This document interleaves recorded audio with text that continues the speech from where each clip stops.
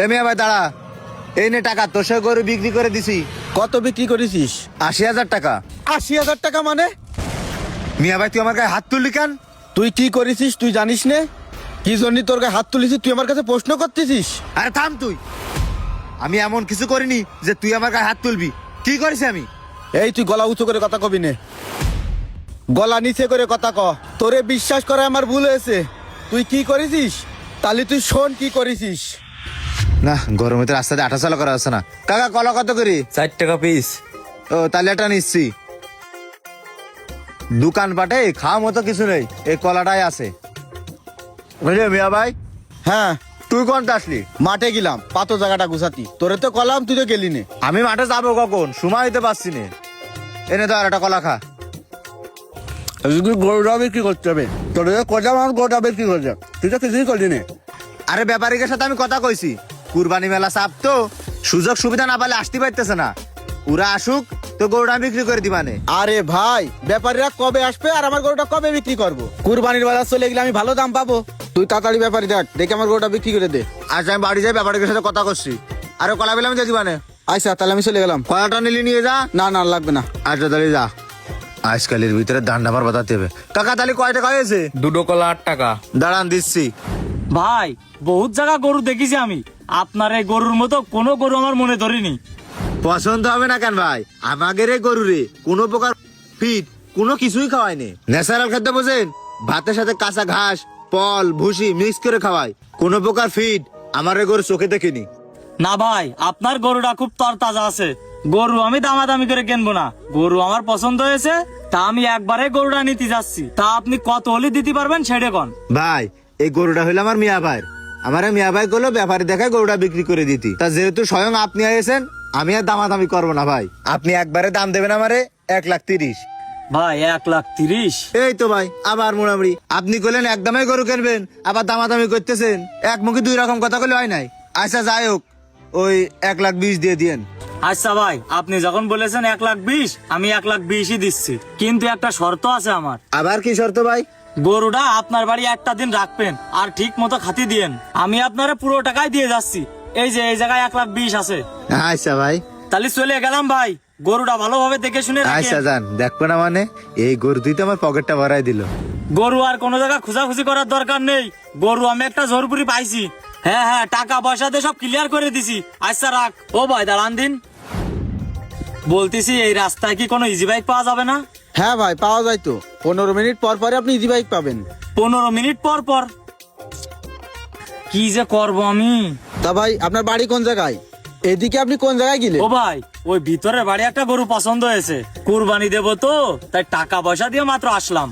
ও ভাই, এই যে সুজাতের ডাইন হাতে যে বাড়ি, ওই বাড়িটা? হ্যাঁ এই ডাইন হাতে। লাল কালারের গরু? হ্যাঁ লাল কালারের।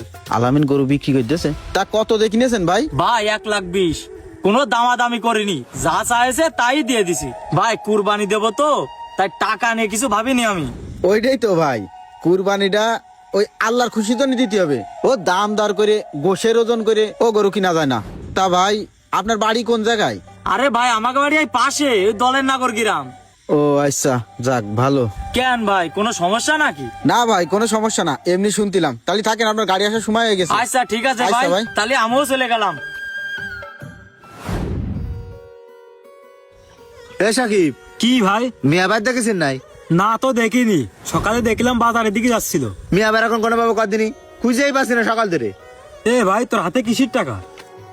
ও মিয়া ভাই গরু বিক্রি করতে কইলো, তাই মিয়া ভাইয়ের গরুটা বিক্রি করে দিলাম। এই টাকাগুলো মিয়া ভাইয়ের দিতে হবে, তাই খুঁজে বেড়াচ্ছি। ও আচ্ছা ভাই, তা কত বিক্রি করলি ভাই? ও করেছি, এখন তুই যা। আচ্ছা ঠিক আছে। এই মিয়া ভাইয়ের এখন কনে খুঁজবো? কিরে, তুই না মাত্র আমারে কলি যে তুই এমন কিছু করিস না আমি তোর গায়ে হাত তুলতে পারবো না? কি করিসনি তুই? এইগুলো কি সব মিথ্যে? তুই আমার ভাই, তোরে আমি বিশ্বাস করে আমার গরুটা বিক্রি করে দিতে কইছি, আর তুই আমার সাথে এত বড় ধোঁকাবাজি কি করে করতে পারলি? তুই সবই জানিস আমার ওই গরুটা আমি কত কষ্ট করে লালন পালন করেছি। আরে আমি নিজে খাইয়ে না খাইয়ে আমার ওই গরুর খাবার কিনেছি। তুই সব ভুলে গেছিস ভাই। আরে ভাই, তুই আমার সাথে এরকম একটা কাজ কি করে করতে পারলি? আরে এইরকম কাজ তো আমার সাথে করবে দূরের মানুষরা, যারা আমার পর। আর তুই তো আমার আপন মানুষ। তুই কি করে এরকম একটা কাজ আমার সাথে করতে পারলি?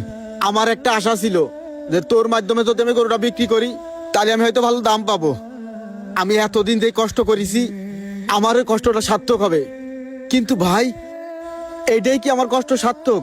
তুই যে গরু বিক্রি করেছিস 1,20,000 টাকা, আর আমার এসে করছিস 80,000 টাকায় গরু বিক্রি করেছিস। আসলে ভাই, মানুষ মিছে কথা কয় না। ওই পরের মানুষ কোনোদিন আঘাত দেয় না, পর মানুষ কোনোদিন বিপদে ফেলে না, পর মানুষ কোনোদিন কষ্ট দেয় না। বেঈমান তো কাছের মানুষই হয় রে, বেঈমান কোনোদিন দূরের মানুষ হয় না। জাগের আমরা মেলা বেশি ভালোবাসি, জাগের বিপদে আমরা আগে যাই, জাগের পাশে আমরা সবসময় ছায়ের মতো থাকি, ওই তারাই একদিন আমাদের ক্ষতি করে, আর ওই তারাই একদিন আমার সাথে বেঈমানি করে। তুই তার প্রমাণ দিয়ে দিলি রে ভাই। এই জন্যই মানুষ ঠিকই কয়, আপনের তে পর ভালো আর পরের তে জঙ্গল ভালো। তা তুই যা করেছিস আমার সাথে কাজটা ঠিক করিসনি ভাই। এই টাকার জন্যই তো আমার সাথে এই কাজটা করেছিস। এই টাকা আমার লাগবে না, এই টাকা তুই রেখে দে। অচেনা মানুষ কখনোই বিশ্বাসঘাতকতা করে না। বিশ্বাসঘাতকতা তো তারাই করে যাদেরকে আমরা বিশ্বাস করেছি, যাদেরকে আমরা আপন ভেবেছি। যে ব্যক্তি অন্যের সাথে বিশ্বাসঘাতকতা করে সে আসলে সবার আগে নিজের সাথেই বিশ্বাসঘাতকতা করে। বেঈমান বিশ্বাসঘাতক মানুষেরা কখনোই ভালো থাকতে পারে না, আর তারা আমাদেরকেও ভালো থাকতে দেয় না। সে যতই আপন মানুষ হোক না কেন, তাই সময় থাকতে এই মানুষগুলোকে চিনে রাখুন। পেজটি ফলো করে ভিডিওটা শেয়ার করে দিবেন। ধন্যবাদ।